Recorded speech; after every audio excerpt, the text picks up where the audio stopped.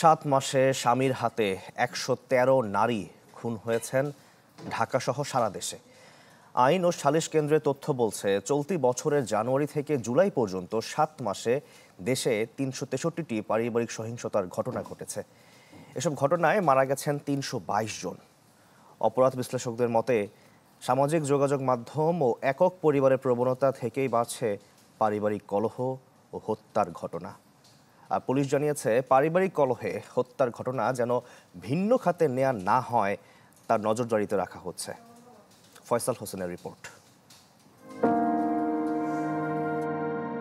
ভালোবেসে বিয়ে করেছিলেন ফাহমিদা তাসনিন কেয়া। প্রায় এক যুগের সংসারে 4 সন্তানের মা। 13 আগস্ট রাতে তাকে শ্বাসরোধ করে হত্যার অভিযোগ ওঠে স্বামী সিফাতের বিরুদ্ধে। মিরপুরের এই ঘটনায় আলোড়ন তোলে দেশ জুড়ে। সবার কাছে রিকোয়েস্ট, আপনারা বিচার করেন। একদিন পর তুচ্ছ ঘটনায় শনির আখড়ায় স্বামীর হাতে খুন হন তামান্না নামের এক গৃহবধূ।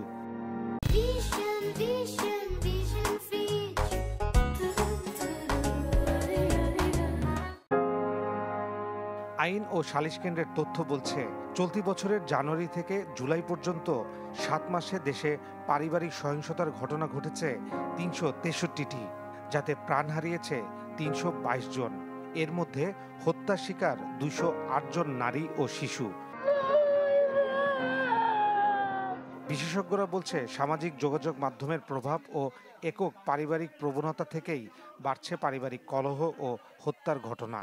স্বামী বা স্ত্রী তারা যদি একেবারেই পুরোটাই ব্যক্তি ইচ্ছাকে প্রাধান্য দিয়ে চলতে চান, পারিবারিক কিংবা সামাজিক মূল্যবোধ বা আদর্শকে পরিহার করে, তখন সেখান থেকে কিন্তু সংঘাত সহিংসতার সৃষ্টি হওয়াটা খুবই স্বাভাবিক।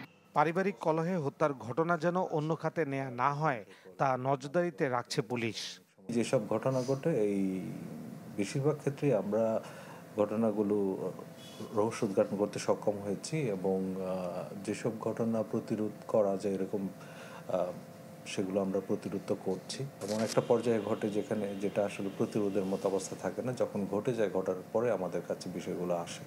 5 আগস্টের পর প্রতি মাসে রাজধানীতে গড়ে 20 থেকে 22টি হত্যাকাণ্ড হয়েছে, যা অন্য বছরের তুলনায় অনেক কম বলেও জানান এই পুলিশ কর্মকর্তা।